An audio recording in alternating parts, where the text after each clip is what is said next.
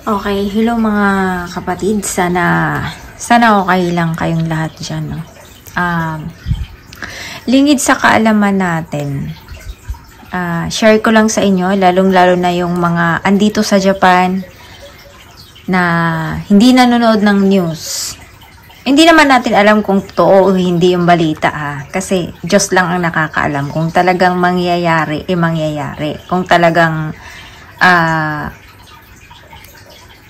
mangyayaring ganito o may unos na mangyayari, siya lang yung nakakaalam.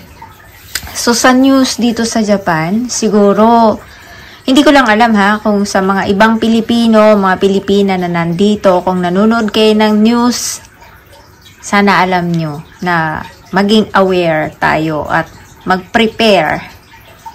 No, kasi pagkakaalam ko talaga, halos lahat ng mga Hapon alam yan. So, kung hindi nyo alam, search nyo din, Kasi ang news na lumalabas ay nitong katapusan ng June, mag-uumpisa ang lindol. Tapos, maraming lumalabas na ang pinakamalakas daw is sa July 5, 2025. Search nyo na lang din yon para sigurado. Ang sa akin lang, share ko lang sa inyo kung anong dapat nyong i-prepare. Kasi kailangan natin, unang-una, dito sa Japan alam natin na malamig, mainit. Siyempre, diba, lalo na kapag winter, sobrang lamig. So ngayon, ang unang-una, kailangan natin kapag winter o summer man, hindi natin alam. Alam ng mga nandito sa Japan to. Ito yung Hokkaido.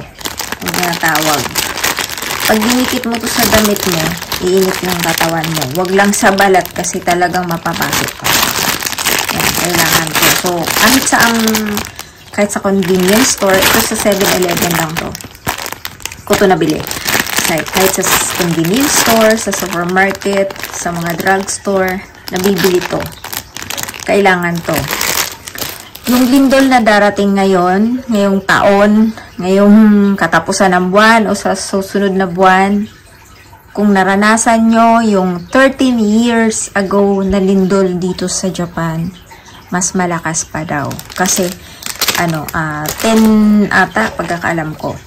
Tapos, ito namang mga ramen ko, syempre, kailangan to ng hot water. Ito naman is para lang dito sa bahay kung sakaling matrap ako sa bahay. So, sa dami ng ramen ko, kahit hindi ako mag-anak, tsaka marami pa din naman akong mga stocks na foods. So, lang yan, for emergency. Tapos, ito ay toilet. Care bag. Ika nga. So, kahit saan ka magpunta, kahit sa loob ng sasakyan, pwede kang mag-jerbox doon. Magagamit mo to. Ganito lang yung gagawin mo. May mga instruction naman, nabibili rin ito sa mga drugstore. Kahit hindi mo na itanong, mag-ikot ka na lang sa drugstore, maghanap ka nito, maraming mabibili ito. So, hindi na rin naman natin kailangang buksan kasi magkakagulo kapag binuksan. Ganyan lang siya, plastic lang siya, pero hindi siya nangangamoy. Kasi nga, ganito siya sa labas. Ganyan. Tapos, syempre, hindi rin natin alam kapag lumindol, nandun yung ulan. Ulan, di ba? So, kung sino yung may mga cellphone, ito, kailangan ganito. Ganito yung kailangan. Meron siyang lock, meron siyang open. Ganyan lang siya. Ganito lang siya. Super, super. Pero, dati naranasan kong lindol dito, wala talagang signal. Kaya sa mga hindi nakakaalam, ang may signal lang dito na apps na pwede kayong mag-call yung mga mahal nyo sa buhay dito or sa ibang bansa man, sa Pinas, is Viber. Dalawa yung binili ko kasi yung cellphone kong may line is dalawa. Yung isa, kung sakali man, naka-wifi lang yun dito sa bahay. So, iwanan ko yun kapag kunwari na-trap ako. So, ito naman, ito, parang light vest. kailangan to. Kailangan natin to. Kaya dapat bumili rin kayo nito. Kasi hindi natin alam kung gaano kalakas yung tsunami. Dito naman sa Tokyo kasi ang kalaban mo lang is yung mga kawa or ilog. Yun yung pag umapaw. And then ito ay importante. Radyo ito kasi sigurado kasi kapag nagkaroon ng ganyan, mawawala ng signal lahat ng cellphone ng site dito sa Japan. Pero, nandun pa rin yung mga news station. Alam nyo yun? So, kailangan natin ng radyo. Hindi natin kailangan ng TV. Radyo na. Itong radyo na to, hand carry lang siya. Tapos, meron siyang flashlight, meron siyang headphone jack, USB, yung pwede kang mag-charge ng phone mo, and meron siyang SOS siren. Tapos, ang pinakamaganda dito is solar power siya. So, kung sakaling naubusan na siya, nag-lowbat na siya, pwede mo siyang ano lang sa araw. Pero, rechargeable din to. Pakita ko sa inyo. Ganito siya. Ayan. Tapos, pwede mo siyang i-charge, no? Dito, syempre, i-charge mo siya dito. Tapos, yung cellphone mo dito din. Tapos, yan. Ganyan siya. Hindi siya di battery, ha? Ito yung kanyang lights. Yung kanyang yan. Ganyan, di ba? Tapos, ito yung solar. Kaya, anytime po pwede siyang ano. Yan, i-charge, di ba? So, ganito lang siya. Ayan. May nakalagay dyan yung SOS, nakasulat. Tapos, ito yung power. Bakit may nakaano yung kanyang USB. Yan, ganyan eh, no? Yan, ganun siya. So, ito yung kailangan din natin. Para alam natin kung ano yung nangyayari at kung ano yung balita. Tapos,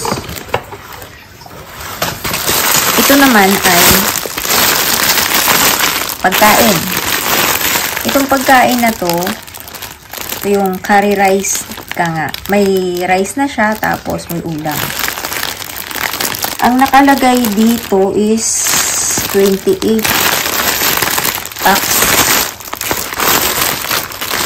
Dito ay ayun natin. Ayan. Kung mainit na tubig ang ilalagay mo, maluluto ka agad siya within 15 minutes. Pero kung malamig na tubig ang ilagay mo, 60 minutes. So, ibig sabihin is 1 oras. Pwede itong kainin ng mainit at pwede siyang kainin na malamig. Kaso, kapag malamig nga yung tubig na ilagay mo, 1 oras mo siya antayin bago mo makain. Ito yun, ha? Tapos, ito naman, ito rin kanin, then meron na rin siyang parang ulam, parang purikake, yung binubudbud. Tapos, ito rin naman is ganun din. Kapag mainit na tubig, nasa 15 minutes. Tapos, kapag malamig, 60 minutes. So, ganun din yung gagawin. Siyempre, lalagyan mo lang, bubuksan mo lang to, lagyan mo ng tubig, antayin mo siya na maluto. Gayun din naman itong ating kanin. Kanin lang to. Pero ito, meron na. Kahit wala ka ng ulam, okay na. Ito naman ay kanin lang. Kasi, sigurado, kapag ganyan ang mangyayari, talagang mawawala ng kuryente, di ba? Tapos, ito naman, dito sa Japan ngayon is magsa-summer na. So, mainit. Kung tutuusin, hindi na kailangan to. Kasi panlamig to eh.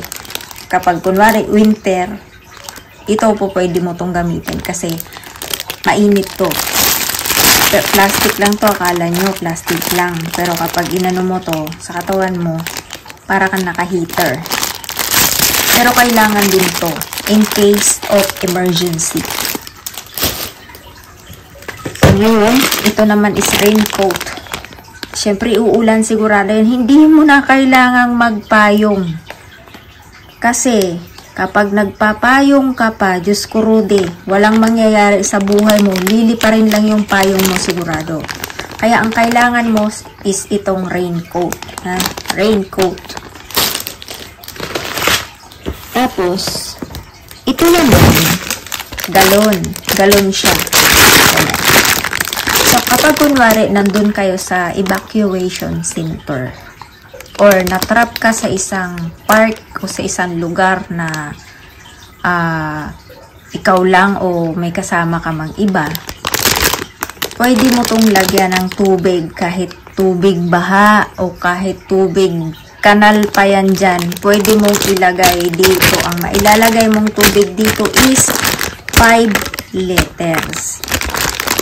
Ito nga ang problema. Ilalagay ko dito yung tubig na galing sa baha o tubig na badumi.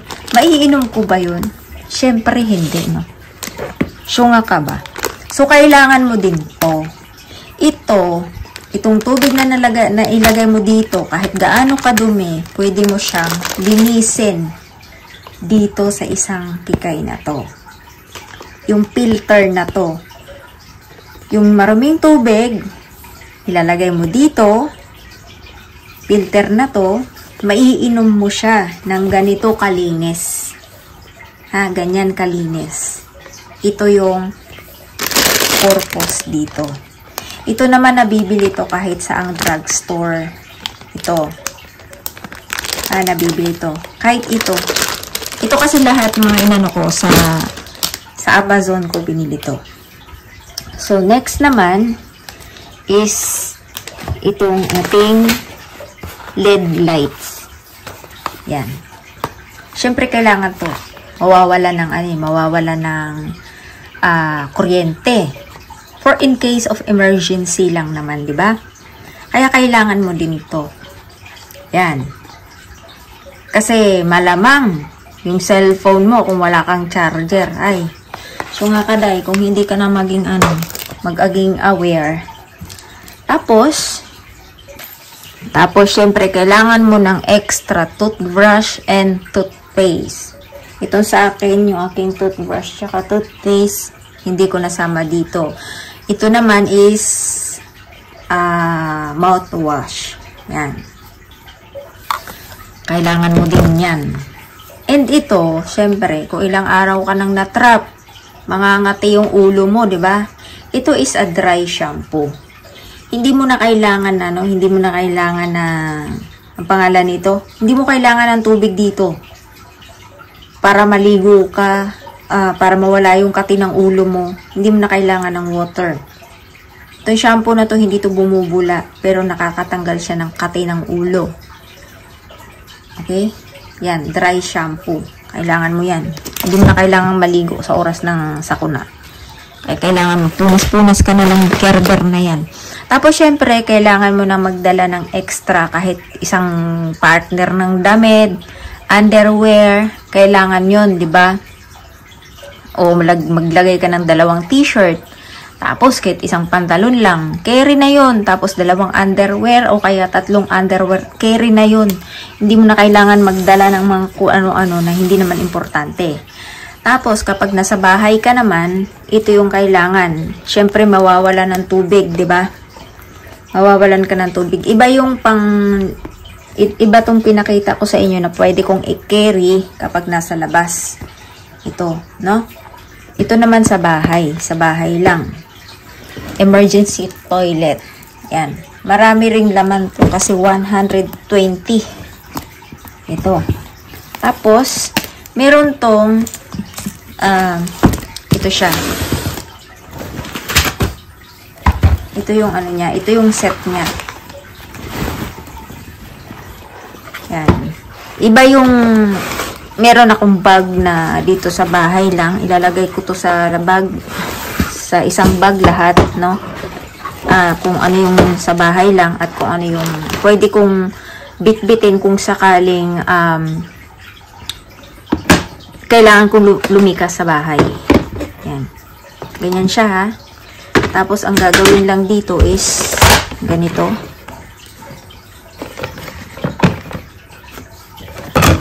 Ganyan.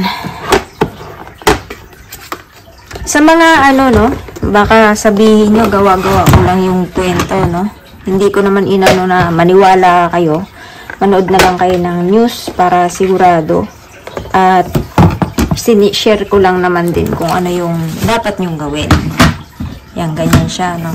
Tapos, syempre, ilalagay nyo, ano, tapos ganyan, okay? Hindi na natin kailangang i-ano yun para hindi na ito magtatagal. Ganyan siya. Tapos, syempre, kailangan natin ng water. Wait, hilahin natin yung tubig. Yan. Ito yung ating water. Yung tubig naman dito sa Japan, sa gripo, naiinom yan. Wala rin namang amoy yung tubig dito. Itong tubig na to is free lang to by Amazon. O, diba? Bongga, mahal na mahal ako ng Amazon kasi pinapayaman ko sila.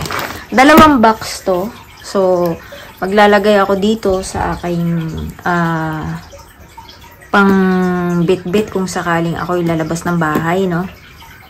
Kasi baka mamaya matrap ako dito sa bahay, kailangan kong lumabas. So, meron din akong bag na kailangang bit-bitin puntang sasakyan. Ganito lang siya. Ganito lang siya, pero kailangan mo ring magkaroon ng ganito. So, ngayon, ang aking bag na panglabas. Ito. Yan. Yung bag na to, diba, malaki to. Pero syempre, hindi ko na mailalagay dito kung ano-ano na hindi ko kayang bitbitin, no? Pero, syempre, hindi natin alam kung sasakyan o kung ano pa man, diba? Meron ding mga, na natatrap sa sasakyan. So, mas okay pa kung kapag nasa loob ka ng sasakyan, alam mong alanganin ka, lumabas ka na. Kasi kaysa naman, rin ka ng baha, nandun ka sa loob ng sasakyan, doon yung ikamatay mo. Tapos ito, hindi siya nababasa. Ayan, nakikita nyo naman, no? Hindi ito nababasa. Tapos ganito siya. Ganyan siya. Hindi siya nababasa. Ganyan. Tapos pwede siyang bitin. Basta lahat dito ng mga kailangang gamit na ilalagay ko na bitbitin sa sa papuntang labas kung sakali man, dito ko siya ilalagay. Tapos ganyan, pwede siya bitan. Tapos ganito lang siya. Hindi siya mababasa, hindi siya nababasa ng tubig. Yan. Ito yung sa pang labas. Yung panloob ko naman, na syempre kailangan ko ng bag na kung ano yung mga, kasi mamaya malito ka bigla, di ba? Ito naman dito sa loob, or it's either saan sa kanila, kasi ito mas maraming mailalagay. Ito rin, hindi rin to nababasa. Hindi rin to nababasa ng tubig. Kaya okay lang. Ito maraming malalagay dito. Tapos maglagay ka ng damit. Syempre, kailangan mo maglagay ng damit. Meron din siyang bulsa dito. Yan lang yung mga tips na dapat, na kailangan yung gawin. So, sa mga hindi po naniniwala, baka mamaya sabihin nyo, kwento-kwento, wala ko akong pakialam. Ang sa akin lang, sinishare ko lang kung ano yung dapat. At kung ano yung tama na sana maging aware. 'Di ba? At manood na rin kayo ng balita, hindi masamang mag-prepare. Kasi baka mamaya dumating nga yung ganyang unos, tapos wala kayong nagawang pag-prepare, hindi nga kayo namatay doon sa lindol, namatay kayo sa gutom. 'Di ba? Kaya pray lang po tayong lahat sa lahat ng mga nandito sa Japan. Lalagay ko dito sa description yung videos na napanood ko na Japanese din yung gumawa. Tapos panoorin nyo na lang para magkaroon kayo ng idea. So sana maging safe tayong lahat, Pray tayo, syempre. Yun ang pinaka number 1. And ingat po tayong lahat. Marami pong salamat sa panonood. Wait pala, wait. Wait lang. May pahabol pa pala ako. Naipit, hindi ko na pakita. Ito din po kailangan. Ito ay pito, ika nga, pito. Whistle. Yan. Kailangan nyo rin bumili ng ganito. Yan, kasi kailangan to. Kasi kunwari na-trap kayo sa ilalim ng mga natabunan kayo ng gumuhong bahay. Tapos buhay pa naman kayo, tapos may naghahanap, hindi naman kayo nakikita kasi natabunan kayo.